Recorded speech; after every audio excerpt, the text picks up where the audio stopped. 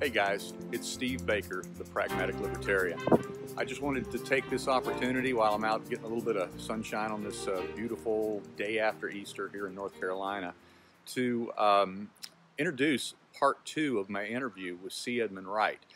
We covered yesterday on Easter afternoon quite a few things about his writing career, most exclusively, and the first scoop ever from yours truly, Edmund reveals his relationship and his writing with Rush Limbaugh as a show prep writer for him for a couple of years. He's never spoken about that publicly before, and we've got that right here for you in part 1, so I hope you caught that. Anyway, in part 2, we're going to speak exclusively about all things related to COVID-19, or as I call it, Commie Virus 2020. And he's got great and unique perspectives on all the things related to the current crisis. So I hope that you enjoy this episode, and please do all the things you're supposed to do down below. Please like and share and subscribe to the channel. And because I know that some of you are going to ask, this is a Perdomo Estate Selection. I don't know if you can see it or not, but that's what it is. So I'm enjoying myself today, and I look forward to talking to you again soon. Enjoy here episode number 2 of my interview with C. Edmund Wright. Hello, everyone. This is Steve Baker, the Pragmatic Libertarian, and this is part 2 of my interview with C. Edmund Wright, a writer who I introduced in part 1. I hope you will go back and watch that if you haven't seen this one yet, or haven't seen that one yet. Edmund has written hundreds of articles for American Thinker, Breitbart.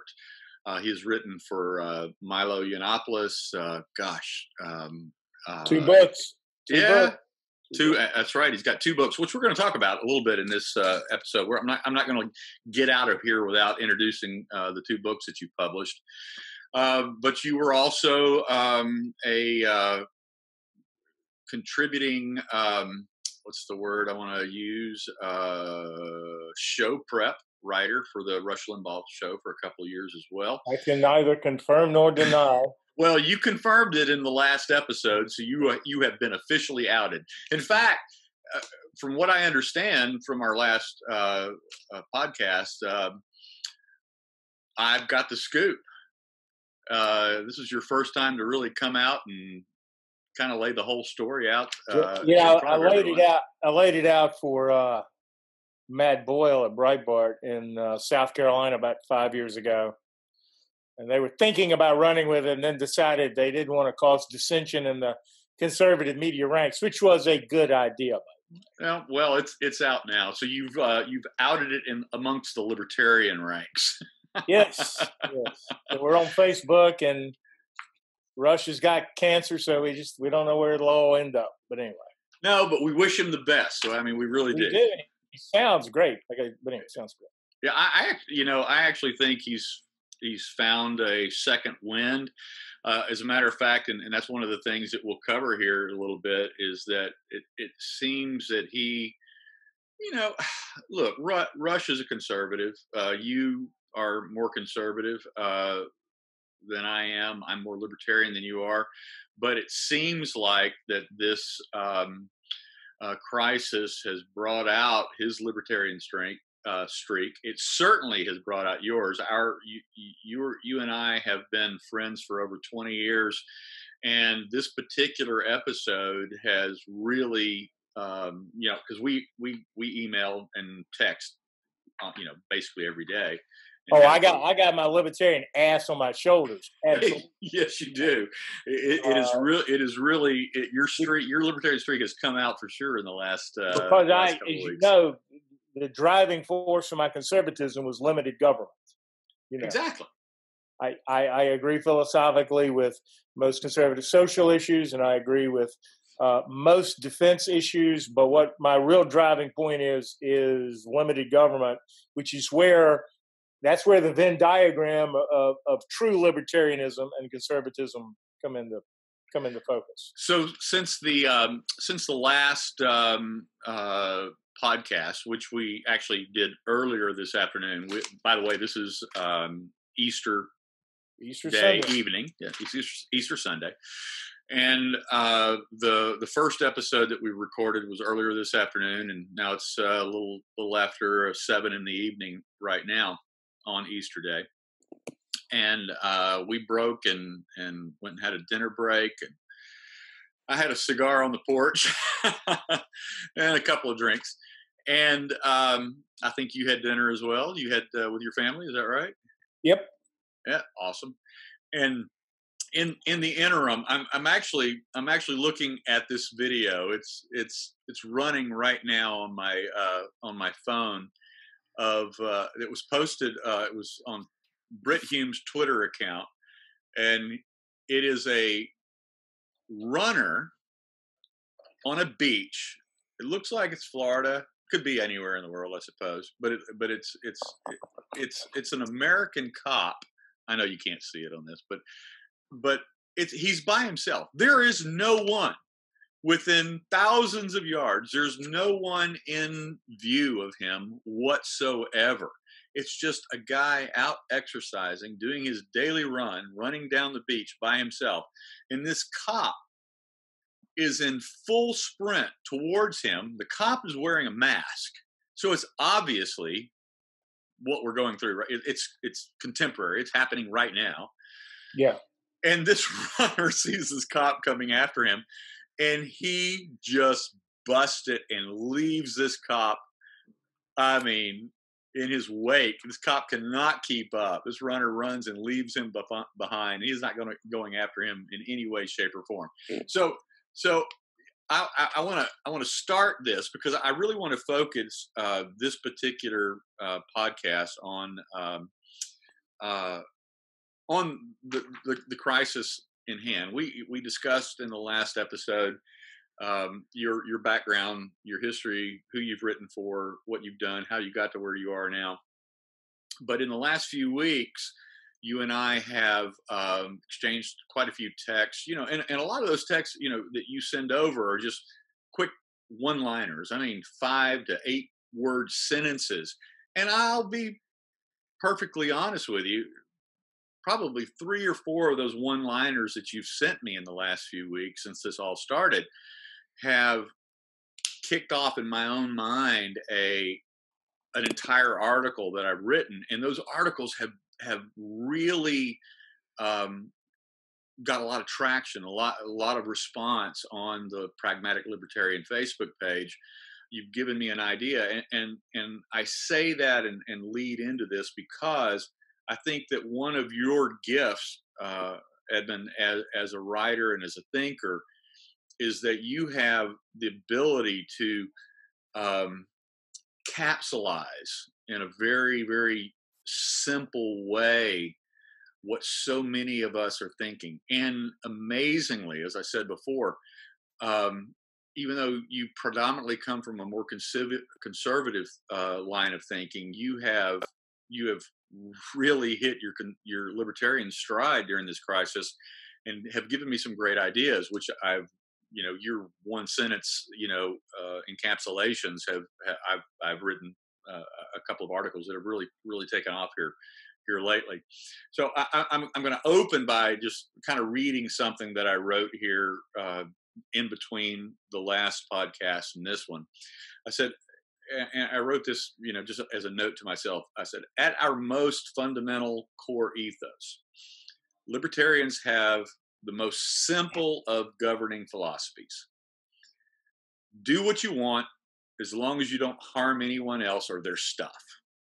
So my first question to you is this: do we really need government to enforce that ethos and mandate these lockdowns and suspension of civil rights?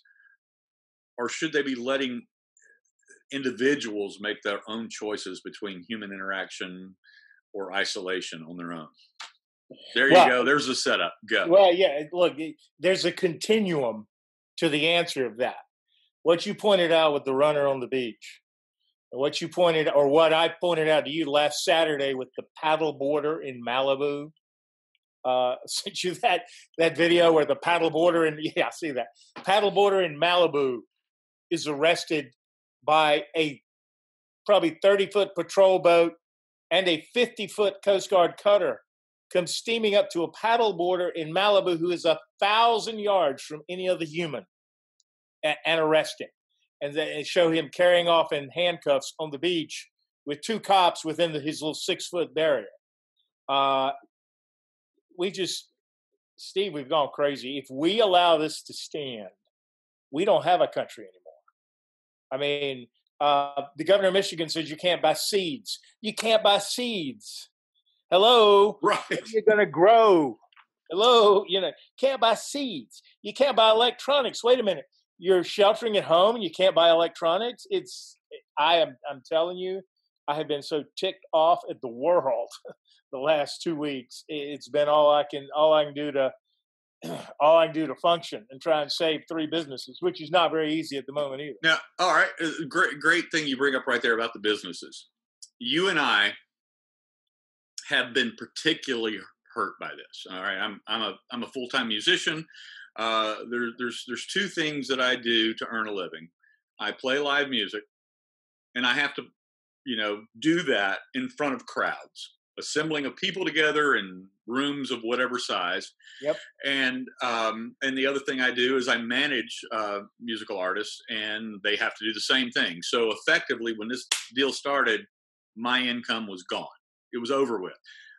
Not only that, I won't even get into the details of that, but because of contractual clauses called acts of God or force majeure. Force majeure, yeah. Yeah, right.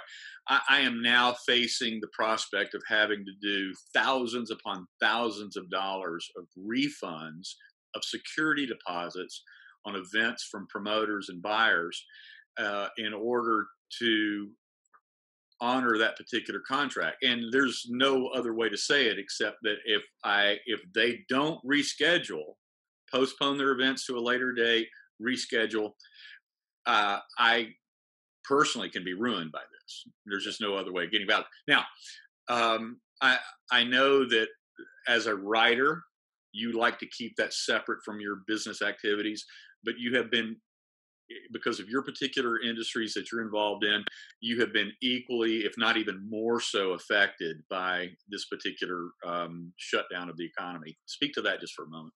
Yeah, I have one business that is entertainment related, and it's totally dead in the water right now. And the other business is in commercial real estate related, and of course they're cutting back on everything, and they're my client base. So a third of that business to a half of that business is gone. So basically, 1.5 out of my 2 incomes is gone right now. The businesses were very successful. We do have money in the bank with both, so I can float for a while. But I mean, do I spend down all that money I've worked so hard to save up inside those businesses, hoping we save it? Or do I just pull the plug and say to heck with it and put all that money in my account and hope that at the other end I can think of something else to do? I mean, I don't know. It's tough calculus. Let's jump ahead kind of to a bigger picture question right now, and this will lead us into some other aspects of this entire crisis reaction by government and individuals as well. Do you think that this particular, let me start over. I'm not trying to downplay the seriousness of the actual virus itself, the deadly nature of it, and the potential death toll. We are going through something. You and I are roughly the same age. You and I have never seen anything like this in our life. Nope. This has never happened. Nope. I don't remember this, but I know the stories of my parents telling me about the Cuban Missile Crisis. At the time, I lived in Shreveport, Louisiana. Shreveport, right across the river in Bossier City, is where Barksdale Air Force Base. At the time, it was one of the SAC command headquarters. We just expected that the Russians were going to launch nukes and blow us up. And so we all got relocated for a few days to my grandparents' house. Everybody came together and we all just, huddled up there in anticipation of being, vaporized. And that's what happened for a series of days. But since then, there's been nothing like this in our lifetimes. But having said that, would this have been as big a deal, and would the reaction have been as draconian? And especially the reporting from the media and the reaction from the American left, if it was not for A, the Trump presidency, and B, the fact that we're in an election year. No way. We don't know that this is any worse than SARS-1. This is technically SARS-2, if you want to use another name for it. There's a lot of things that have added to this big, ugly snowball, but the attempt to destroy the Trump economy and to make people generally unhappy in an election year when you don't like the incumbent, that was the start of it. Then you throw in the media's flair for the dramatic clickbait. That's part of it, especially with Matt Drudge. If it bleeds, it leads, and he has been, Drudge has just been, a doomsayer from day one of this. Yep. And then you had this decision, and I don't know if it was Trump or Pence or what, but they kind of inherited Fauci and Birx. And I think they've made a terrible mistake sticking with them, or at least sticking with only them, not having countering voices. There are a lot of physicians and scientists who disagree with Fauci and Birx, and Fauci and Birx modeling, like all the global warming modeling, is falling through. It's just not even coming close. And their modeling was with mitigation. So if they say it's because of what we did, no, it's not. You already baked that into your model. So no, this is I think the biggest overblown, overwrought, overhyped event maybe ever. I haven't lived forever, but feels like it. But I can't imagine anything.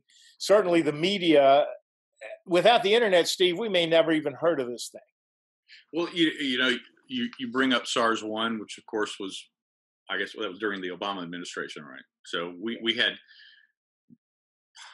no government mandates whatsoever as a result of that particular. Right. I think 80,000. I think 80,000 died from that.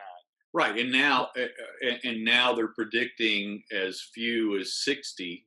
It'll be 20, 25, 30 maybe. But if they weren't padding the stats, and of course this week, Frau Birx slipping away from hair Overseer Fauci for a minute.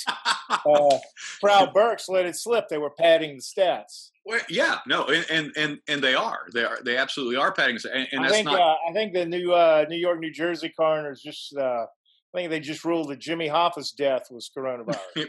Well, and it could have been. It probably should be classified as such. Right. And Flight 370, Malaysia 370, I think they ruled off 227 of those coronavirus deaths. The missile was a result of coronavirus. No, this was the missing plane. The missing, not the one that was shot down. All right. Yeah. Let's go ahead and count the shot down. They were flying from Malaysia to China, so I'm sure that was corona death. There is that. All right. Hey, all right. So let's talk about that for a second. Our relationship with China. All right. So how should that change both politically and economically? Like the guy who was caught with his secretary, honey, it's complicated. I'll say a couple of things. China has probably set their world domination goals back 30, 40 years. I mean, I think there's just such a stench to them from a PR standpoint, which is why they're trying, and I think they're scared of that, which is why they're trying so hard to fight the PR war on this. You can probably look at Russia to try to help them with that for different reasons. But here's the thing. China, it buys our debt, and we buy a lot of stuff from China, and both economies need that. So you're both enemies and trading partners at the same time. And of course, the trade balance has been shifted a little bit, probably for the good. Although getting into trade policy is a whole different show. I think China is going to go through, not only in this country, but they're going to go through worldwide, a real serious PR problem. And I think their domination goals are going to be set way back.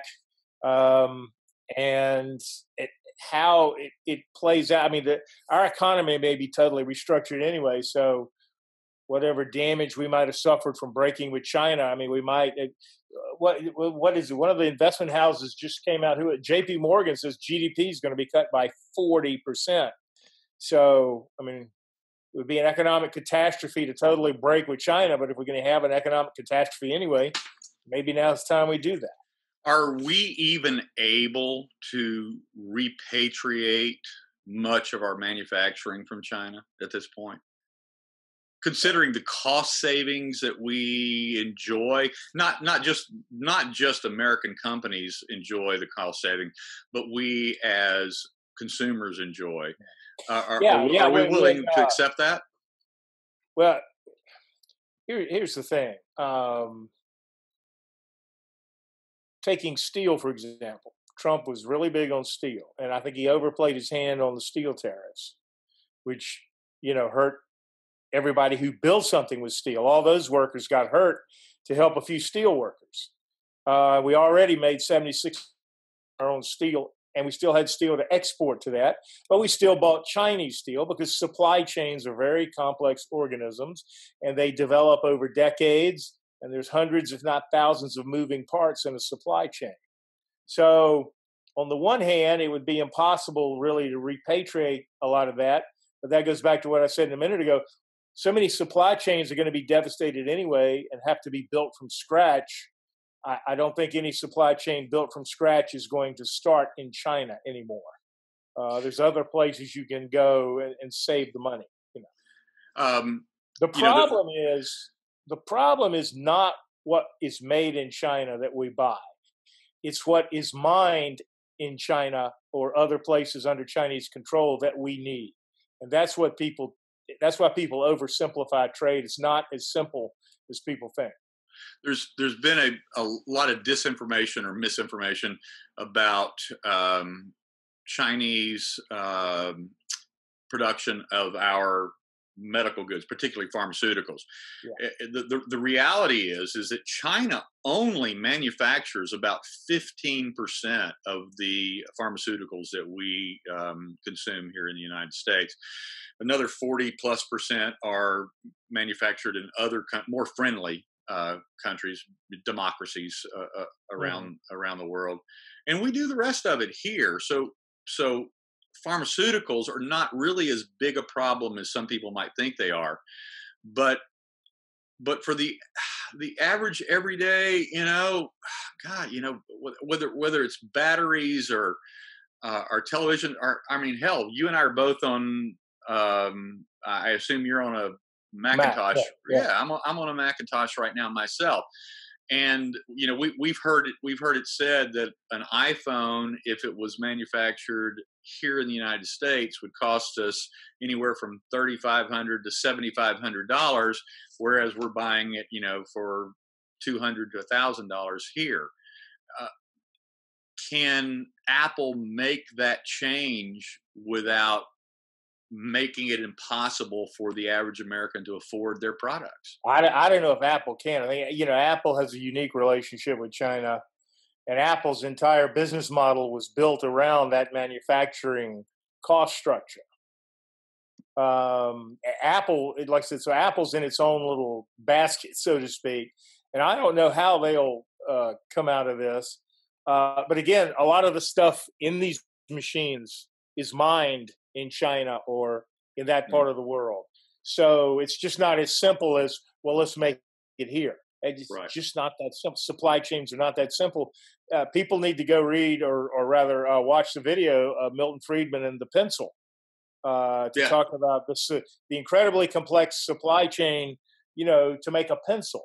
For crying out loud, if that's complex, what is one of these complexities? Right. It's just that's why they call economics a dismal science. It's just way complicated, and anyone who's tried to control an economy has failed. Everyone in world history. So jumping topics now completely, still related to the issue at hand, but now we're seeing almost the rise of the surveillance state and almost a legitimacy given to the surveillance state that we've never wanted to accept before. We accepted the Patriot Act, and then we accepted Obama's increased, that's a story I would love to talk with you about sometime. The fact that Obama criticized everything about what the Bush administration did with relationship to foreign policy, the Patriot Act, and then once he became president, it's almost like he got his first national security briefing, and he went, "Oh shit, this world is more dangerous than I knew it was," and so he increased everything. He extended it and made it even bigger than it was. And then he took credit. Then he took credit for the killing of Osama. Right. When everything that led to that were policies that he disparaged his entire campaign. So we want surveillance against our enemies, but now it seems like government is using this opportunity, or never let a crisis go to waste, to increase surveillance now against our own people. Just as for instance, Fauci I just wrote something about that here in the last day or so. Fauci is now calling for an ID card to be issued to every American who has been infected and has built up the immunity, so that they can now go back to work and operate and travel normally within our system with that particular card. Now, you and my first thought was, oh crap, John the Revelator, Revelations, no man shall buy and sell unless they, take the mark. Well, it's hard to argue with that warning right now. But even short of that, it's Kristallnacht in Germany in 1932. I mean, what's essential businesses? Who can buy and who can sell? And even within Costco or Target or Walmart, there's certain things now you can't buy. I don't understand the reasoning for that. I mean, I started a hashtag. I'm hoping it gets some traction. Hashtag virus Gestapo. With all just the absurd tactics. Right. Mine is Commivirus 2020. That's my hashtag. Mine's also Fire Fauci now. I had that one. So that seems to be gaining traction. But no, we're absolutely destroying our country. We're destroying our country. I emailed a friend of mine. He's the only billionaire that I email that emails back. And he runs in the circles with the Mercer family that became famous from Cambridge Analytica and the Trump campaign and Breitbart a few years ago. He's not a Mercer, but he's from a different state. He's from Texas. Yeah. And he told me, I just said, ask him, and, what can we do, man? We're about to lose the country. And he just emailed me back, and it's gone. It's gone. Well, speaking of billionaires, Bill Gates has obviously been in the news lately. He's spending billions of his own money to help develop vaccines. I think he's financing himself 6 or 7 different laboratories to finance vaccines to combat Commivirus 2020. But one of those vaccines that he's talked about is a digital tracing vaccine.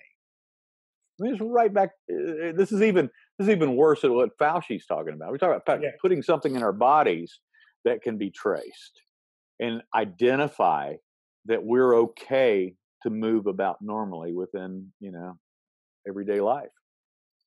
Well, yeah, and that's just a digital version of hope you can outrun the cop on the beach. Right.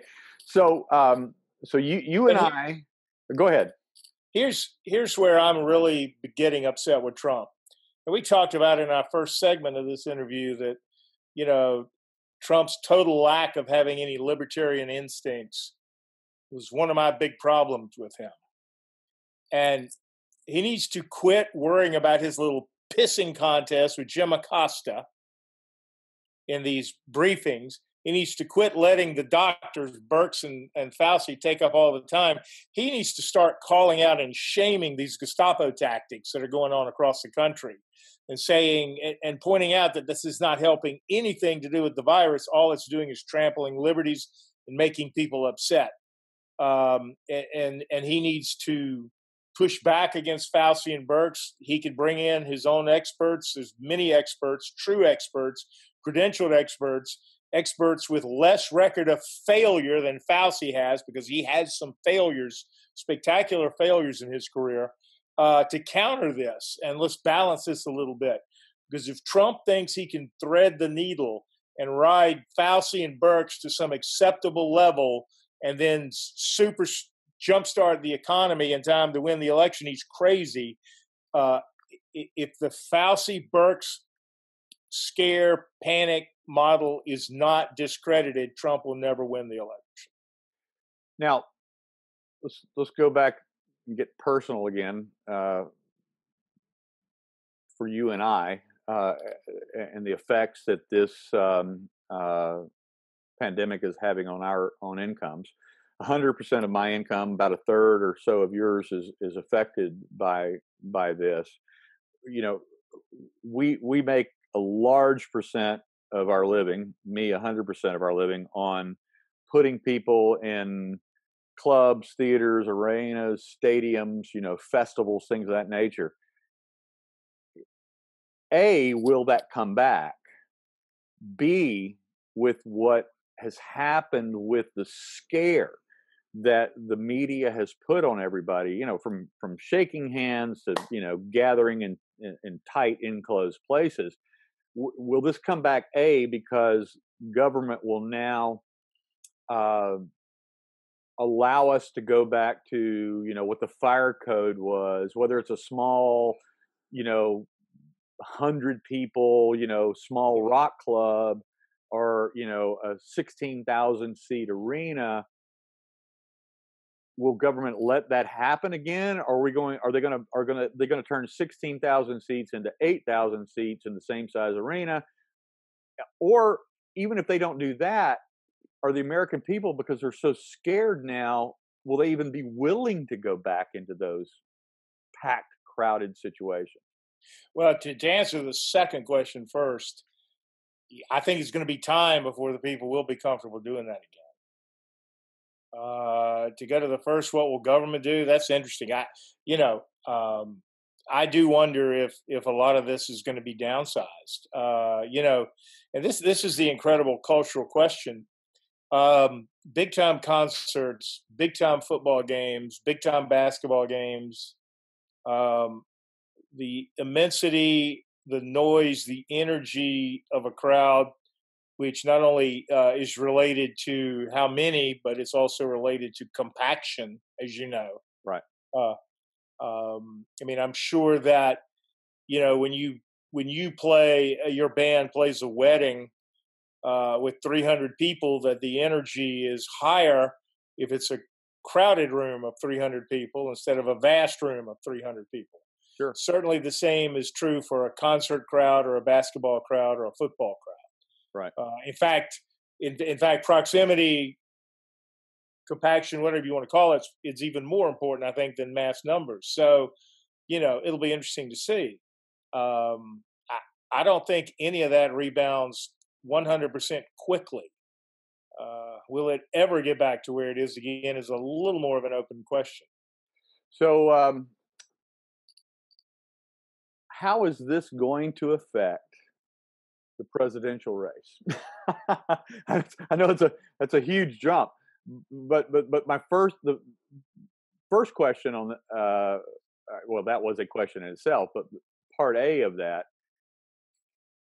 Do you think that Trump's base will abandon him because of his handling of this, or is that just solid as a rock and he has nothing to worry about? Well, he's doing a good job or not. Right. Let's break down the Trump base into a couple of parts. That's a good place to start. Right. The Trump base, that's the cult base. No, they're not going anywhere, and wouldn't go anywhere for any reason. That's the crowd that I could shoot 5 people on the street of New York and would still vote for me crowd. Right. That's part. They're not going anywhere. Second part of the Trump base, I guess I would be in that, is I ain't voting for Biden or Cuomo or anyone else. They decide to sneak in there, Michelle, at the last minute. No way. So then you get into just the fringe voters that are not really Trump based, but they don't really lean left either. His handling of this in their minds, in their perception, it will be the key on whether he wins the election or not. And here's why I think him hitching his wagon, which he has so far, to Fauci and Birx is a terrible mistake. If Fauci and Birx are given credit for averting a disaster, Trump will not share in that credit, because everyone knows that it's Trump's party that's pushing back on them, Trump's voters that are pushing back on them. So if Fauci and Birx are allowed to be the heroes, and some people even said that Mike Pence is being a skunk and he's sticking with Birx and Fauci because he's trying to sink Trump. I don't know that I buy into that. Not going to do any good for Pence anyway. He's not going to win anything. So Mike, if you're listening, yeah. But there's no way he can ride the Fauci-Birx train to victory. And even if he's able to sneak through, he's going to be governing a country full of Democrat mayors and a Democrat House with a Democrat Senate. Because the scaremongering, doomsaying, that is the province of the left here. That's not the province of the right. That's just the way it is. So you brought up, alluded to them possibly bringing in Cuomo or somebody else. Do you think the Democratic National Committee, with their upcoming convention, do you think they'll keep Biden, or will they try to pull a convention surprise and bring in Cuomo? Or, interestingly, like for instance, right now, California's Governor Newsom, he's now got an approval rating of 83% for his handling of this particular crisis. More interestingly, is he's been praising Trump the whole time throughout this event, saying Trump's been great. He's been giving us everything we need. Do you think the DNC will try to pull a convention surprise, and with all of Biden's failings, and now he's got the new, accusations of rape and that sort of thing, and believe all women. Will the DNC do something about Biden and replace him? I said kind of before the whole coronavirus, it became obvious that was going to dominate the election, and that, which has been pretty obvious now for a month or so. But maybe 2 months ago, well, right after Biden had that big Super Tuesday where he totally changed the trajectory of the race. Right. Shortly after that, I'm watching this guy, and you look at him, he's got that death skin. He's got that blotchy skin that we see on old men right before they die. Right. McCain would not have lived through a 2-term presidency had he been elected. Yeah. So that, and he's obviously losing it. He obviously suffering with dementia. I thought there was a 30% chance they'd replace Biden some way, then. Mm-hmm. I'd say that's 50-50 now under the cover of this. Or, look, here's another thing. For all you, both parties of the same conspiracy types out there, Trump and the Democrat governors are just going to praise each other in the Incumbents Re-election Act. And no incumbents are going to lose, because they're all going to say, we did this together and save the country. Right. Let's talk about the bailout spending that's happening right now. Trillions upon trillions of dollars, and we know that this is just the beginning. This has only begun to happen. Um, in fact,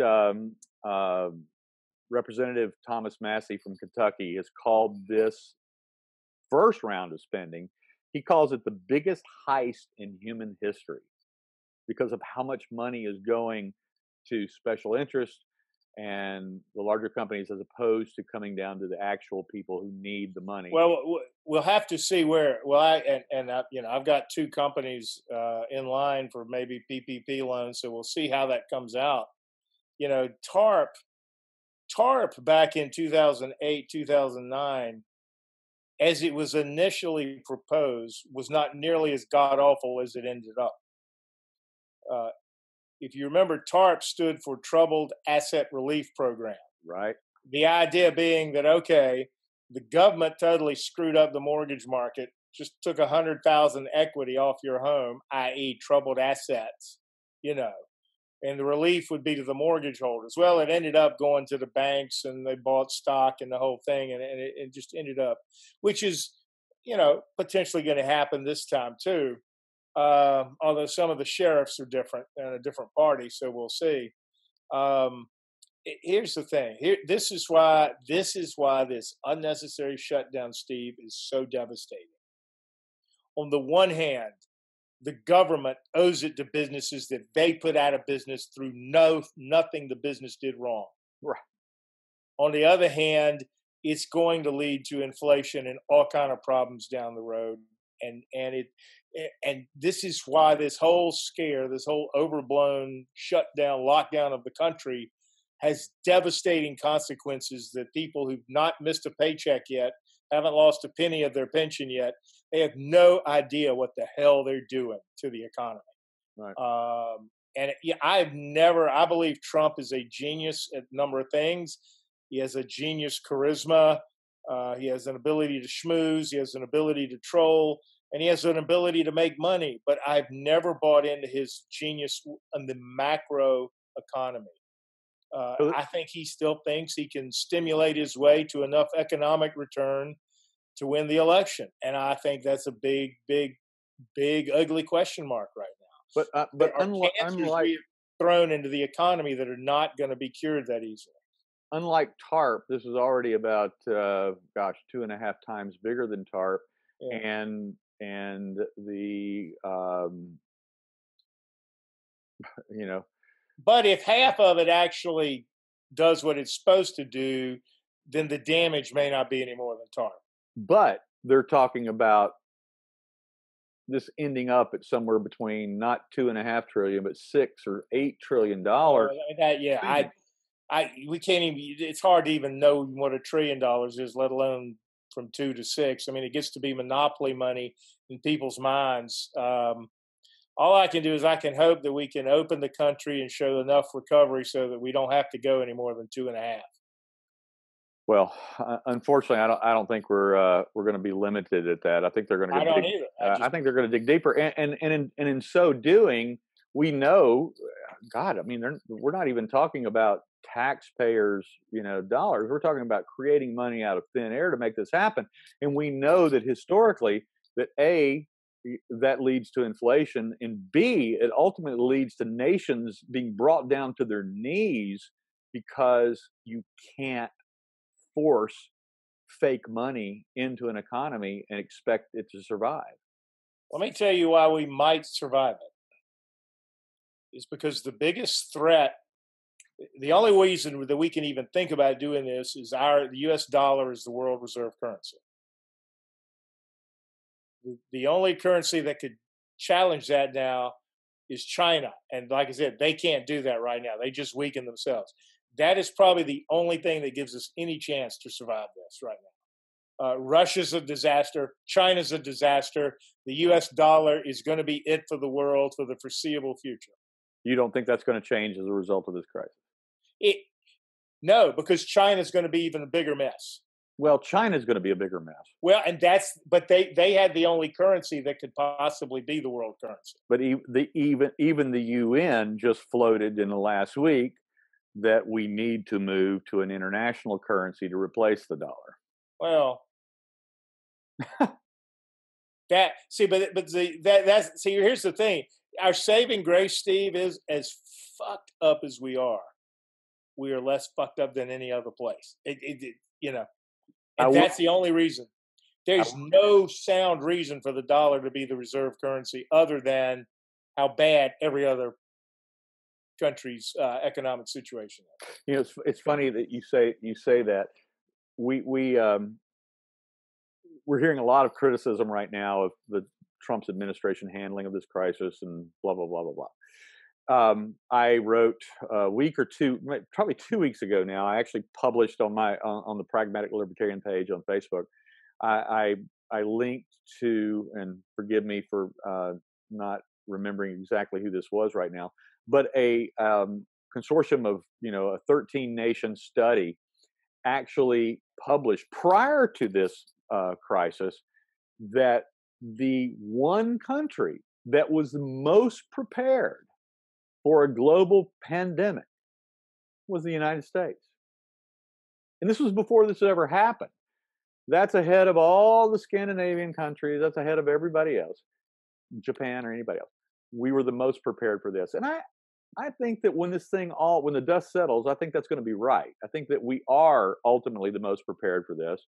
And that has to do with ultimately our level of prosperity, the success of our economy over 200 years. I will go so far as to saying our initial fundamental libertarian foundings that launched and exploded who we are today, and it were so powerful that even despite the enormous mistakes and missteps of subsequent administrations and presidencies and growth and expansion of government over the decades and the last couple of centuries, it was so powerfully fundamented and the building blocks were built so solidly that we are more prepared than anybody else. No, and it's the private sector. Even Fauci let it slip a couple weeks ago. Private sector is what, if it pulls us out of it, if we survive it, it will be the private sector. Because one thing we've learned from this, Steve, government sucks at everything. They suck at everything. That's exactly right. I mean, you just got you got these private companies on a dime going from whatever the hell they were making, appliances, cars, pillows, and the next day they're making something we need for this virus. That's right. Right. Meanwhile, the government in New York just gave away all their ventilators and masks. Yeah. New York City did. It's government is ponderous. Mark Stein had a good screed the other day about how bureaucracies, from capitalist regimes to communist regimes, bureaucracies are what they are. They're really no different. Under the concept of never let a crisis go to waste. Oh well, we've gotten into turbo of that. We're turbo ramming now. Right. No, we are. So with that in mind, what do we have to do to be vigilant going forward? Because at some point, whether this comes to an end gradually or we all rebel and say fuck it, we're going out, we're going to do what we want to do. There is a day where this is going to come to an end, but we know beyond any shadow of a doubt that government is not going to have already begun embedding into legislation and systems and into the bureaucracy things that we should be wary about. What do we need to be concerned about going forward? I think we need to be concerned about 8 things that are as offensive as the TSA becoming permanent parts of our life. Of course, TSA may go away because hell, air travel may go away. That situation may solve itself. Yeah. But again, we go through this dog and pony routine in airports now because of one event that's now almost 20 years ago. And there's nothing we're doing now with the TSA that makes us any safer at all getting on an airplane, which has been proven. So I can imagine, like I said, a handful of things just that offensive, just that stupid, becoming just that permanent.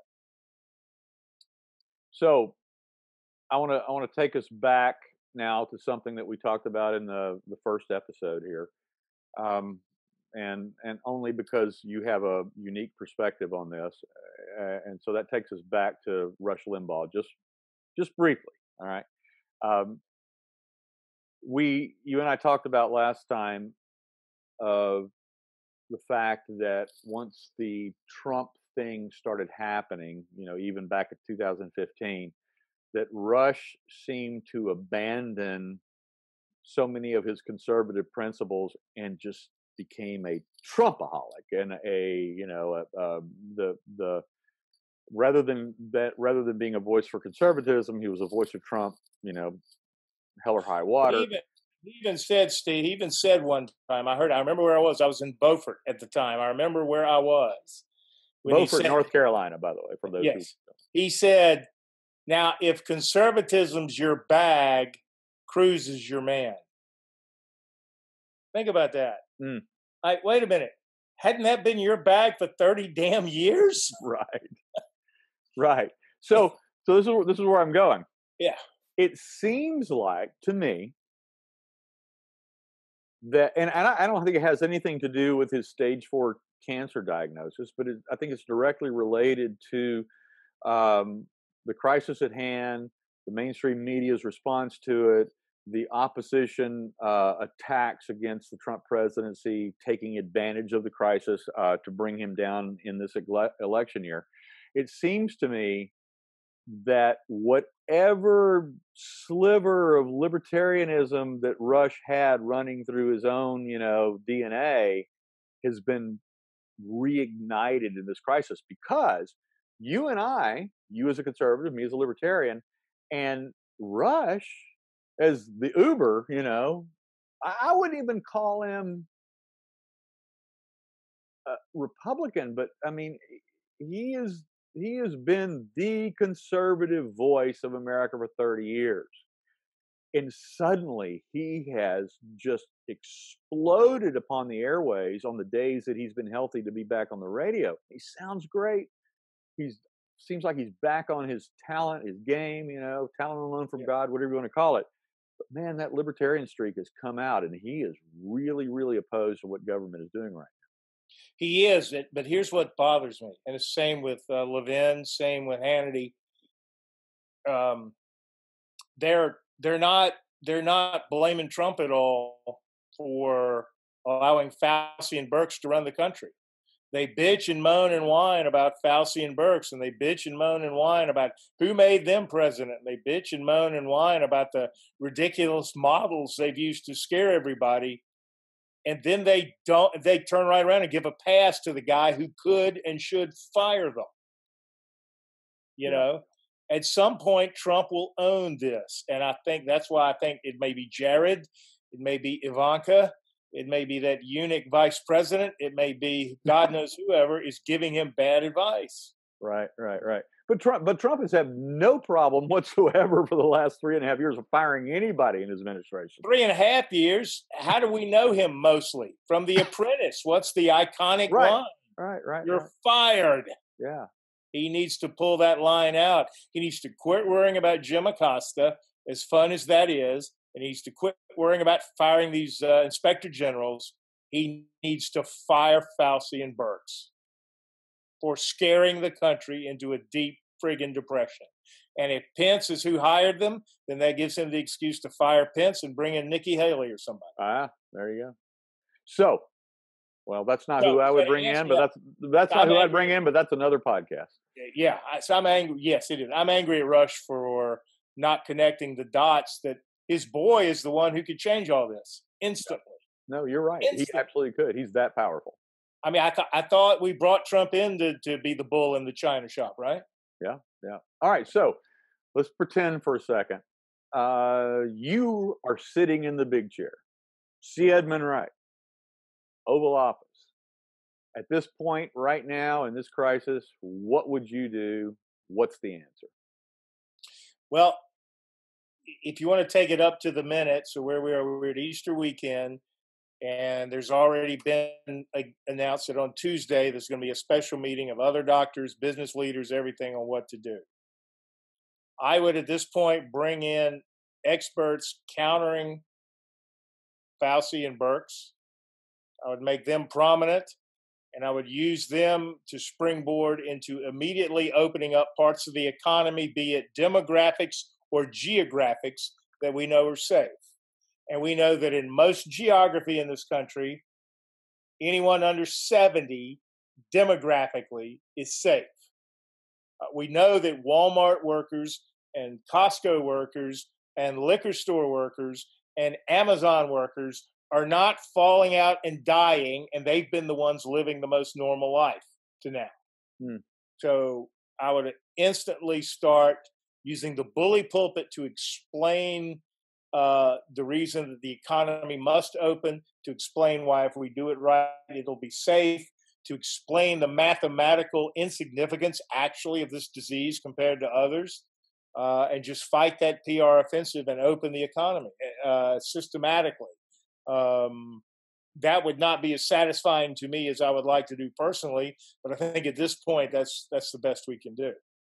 Well, you and I, neither one of us are epidemiologists or experts in any way, shape, or form in the healthcare industry, but we definitely. No, but you know what? We've been right, and Fauci's been wrong for 3 weeks. I mean, at what point? No, we have been. You and I have been right from the beginning in terms of, because the one thing that you and I can do is we know arithmetic and not the Common Core version of it. We know exactly how it works, and we knew from the beginning that the math did not make any sense, and that the media was controlling they were controlling the equation, and it was wrong. No, yeah, they are, and we also instinctively know the motivations of left-leaning scientists. We know what their motivations are and everything. It's obvious, and we know that their models have a horrible history.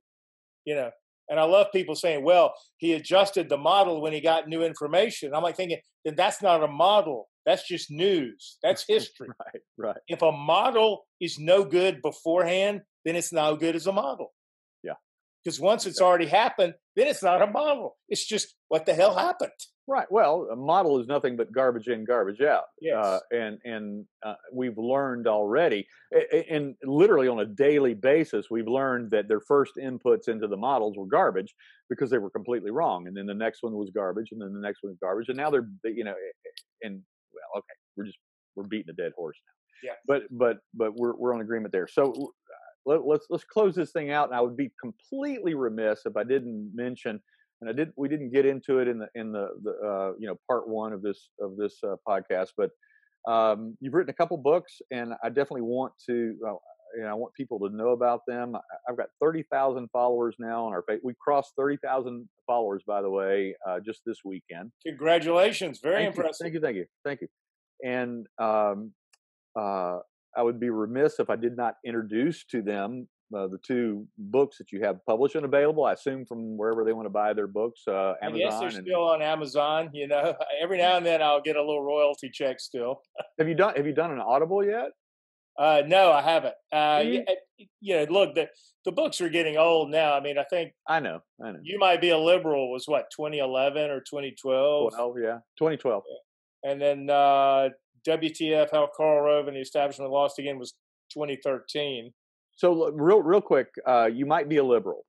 Just give me the elevator pitch on that book. It's a takeoff of Jeff Foxworthy's You Might Be a Redneck, but it's You Might Be a Liberal. And I got about 600, I think, one-liners in there. Things like, if you've ever watched CNN anywhere but in an airport, you might be a liberal. If you ever bought a tattoo with food stamps, you might be a liberal. Things like that. And I think that can happen, can it? Yes. Yeah. I think I'm sure it can. Right. And then there's also probably 30,000 words in there of more digging beneath the joke and explaining what the cancer of liberalism is. And it's interesting. It actually ended up being an anti-bureaucrat book, which has actually made it prescient. Now, your next book, which was only like a year later, was WTF, How Karl Rove and the Establishment Lost Again. And it was about 20 years of failure of the Republican establishment from '92, which was that Clinton H.W. Bush campaign. Yeah.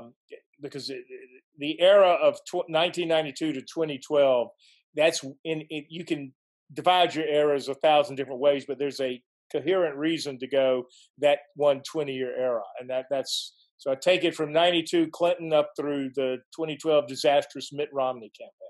I loved WTF for a couple By reasons. the way, there's a couple pages in there about Trump that are basically prophetic. I had forgotten I wrote them. Really? What were they? A guy emailed me on my Facebook author page. He said, "Do you remember writing this?" And he cut and pasted a couple pages on the thing. And I was like, damn, I nailed that one. I remember, well, see, back when that book came out, you actually took me with you. We went to CPAC in D.C. God, has it been that long now? If that book came out in 2013? 7 years. Wow. I can't believe it's been that long. Yeah. So we went up to DPAC together, and I kind of manned your booth for you so you could go out and schmooze and meet everybody. I was selling your books for you. But I don't think it was there, or maybe it was, but somewhere you actually had a face-to-face with Karl Rove, didn't you? Yeah, that was it was at the North Carolina GOP convention about 3 months later. I was not going to buy a booth for the state GOP convention, just didn't think it was a big enough event. But when they named Karl Rove as the keynote speaker, I said, oh, hell, I got to go. So I went to that one. My wife helped me with that one. And that there was a big Senate race that time. Greg Brannon was running against Tom Tillis in a primary. Right. So the whole state GOP convention was divided between the Rove, Haley Barbour, Tom Tillis part versus the Greg Brannon anti-establishment part. So we actually sold a lot of books there, and I wanted to put one in Rove's hand. So I ran into him. I went down to the ballroom where he was going to give his little keynote speech while people are eating, the rubber chicken or what have you. Right. And I was in the back of the ballroom, and the dais is up front, and I expected him to come out from behind the dais, but he walked up right next to me in the back waiting to be introduced. And I turned around to him and I said, I understand you like to read. I've got something for you to read. And he said, okay, what is it? So I reached down, I brought the book up, and he saw the cover, and he said something like, never mind. I've already seen it. It's a poorly researched piece of trash. And at that point, Robin Hayes is starting to introduce him as the keynote speaker, the intro's beginning. And so he starts walking, that way to get his applause. And I said, no. I said, your and Haley Barbour's Romney campaign, that was a poorly researched piece of trash. And those are the last words he heard, then the applause for him to come up to speak. Oh, my gosh. Before he gave the speech. So that's great. Yes, we had our little run in there. He was very aware of the book, obviously, and not a fan. So I think you've been, in my opinion, a little too quiet lately. Is there more books coming? B, I mean, what do we need to look for next from C. Edmund Wright? Man, I don't know. I thought, for a number of reasons I won't get into now, that and the way things had unfolded, that it's really close to, I think, being part of the EIB team. I was really close to being Ted Cruz's communications director, really close to being one of the bigwigs of Breitbart, really close to so many things. And it didn't happen. Then, as you know, a couple business things fell back in my lap. Yeah. And I just thought, okay, I'm just going to be a businessman and do that. And had a really good year. We're going to have a great year this year till all this happened. Yeah. And so I don't know. I don't know. This could be an event that gets me back into that. Because it's certainly, man, it just certainly has me pissed off all the time. Well, you've been feeding me some good ideas, and you need to take advantage of them yourself. That's all I have to say about it. Well, you're probably right, and it's a bandwidth situation. There's a lot of emotional and mental bandwidth now trying to keep these companies afloat. Right. you're going. Actually, you basically lost 100% of your income, and I've lost probably 2/3 of mine. So, you know what that's like. Yeah. So. No, exactly. No, I understand. Well, by all means, I encourage you to dive back in as soon as you can, and to whatever extent that you can. I really appreciate you spending these last couple of hours with me, part one, part two, and I hope that we'll get some good traction from these two podcasts that we're putting together. And I really appreciate our friendship for over 20 years, and hope that not only that continues, for decades to come, but that you will continue to feed me a good line every once in a while that will, trigger my own juices and get some good information out to the followers we have on the Pragmatic Libertarian page. Well, I'll continue to do that because there's 4 or 5 people that I feed that stuff, and I do that as a way of venting. So you are helping me work through this by your text being one way that I vent, because I know that you'll get it. I know that you'll understand it. Yeah, absolutely. Very good. Thanks. This I think that's a good place to stop. Once again, see Edmund Wright. You can find. I mean, God, he's like just. I don't know how many hundreds of articles are out there. Just look, Google him up, and go to the AmericanThinker.com and go to Breitbart and pick up his books. As we just mentioned, they are You Might Be a Liberal and WTF: How Karl Rove and the Establishment Lost Again. They're both on Amazon and other places. And then hopefully you'll do something here again soon, Edmund, and we'll get to talk again about something else. Maybe I hope we get to talk again about something just purely political and outside of this, this commie virus crisis that we're under right now. Maybe just some things of the economy's not jump starting quite right, and or something like that. There we go. Very good. Thanks. All right, man. Be good. Thanks a bunch. Happy Easter. Yep. You too.